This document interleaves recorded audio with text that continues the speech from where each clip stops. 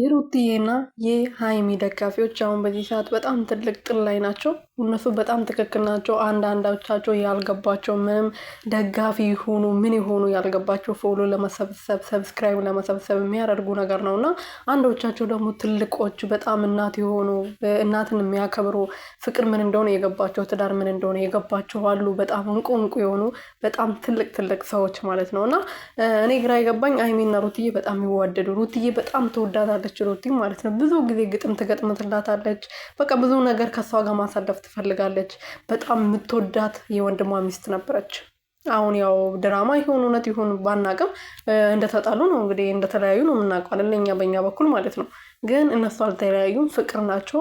ከሩትዬም ሃይሚዬም በጣም ፍቅር ናቸው። በጣም ይጠያየቃሉ። መቼም አሁን ብዙዎቻችን ለምንድን ነው ወልዳ በካሜራ ፊት ለፊት መጣ ያልጠየቀችው ብለን ጠይቀን ነበር። ግን እነሱ ግዴታ ሁሉም ነገር በእንትን ማውጣት አለባቸው። ትጠይቃለች። የወንድሟ ልጅ እኮ ነው እንዴ። በዛውም ደግሞ በጣም የምትወደው ወንድሟ ልጅ የመጀመሪያ ልጅ ወልደው እንዴት ነው ሃይሚ የማትጠይቀው? ሰላም ቤተሰብ እንዴት ናችሁ? ደህና ናችሁ ወይ? እኔ ያለው እግዚአብሔር ይመስገን። በያላችሁበት ሰላማችሁ ብዝት ትርፍርፍ ይበልልኝ የኔ ውድና ወርቅ እንቁ የሆናችሁ ቤተሰቦቼ። እንግዲህ ሩትዬ ያው ዛሬ እንደመጣች ታውቃላችሁ። ቡቡዬም በጣም ቆንጆ የሆኑ በቃ ፍቅር የሆነ ፎቶ ፖስቷል።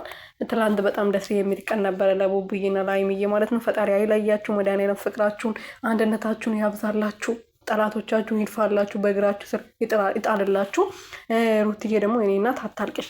ለአንቺ ማልቀስ ሳይሆን መደሰት መሳቅ ነው የሚገባሽ ማለት ነው። ሌላ ምንም ምለው ነገር የለም ለአንቺ እና የሩትዬ እህቶችና የሩትዬ የሃይሚ እህቶች አትጣሉ። እነሱ ስራቸውን እየሰሩ ነው። በቃ አለቅ። ስለዚህ መደገፍ ያለባችሁ መደገፍ፣ አይሆንም የምትሉትን ደግሞ ይሄ ስራ ትክክል አይደለም፣ ዝሙት ትክክል አይደለም፣ ምንም ነገር እያስተማራችሁን አይደለም፣ ይሄ ነገር ይቁም ካላችሁ በራሳችሁ መንገድ ይቁም በሉ እንጂ እናትን ልጅን አባትን አትገልብጡ። አባትና እናት ምን አደረገ እስቲ ይኑሩበት፣ ተዋቸው።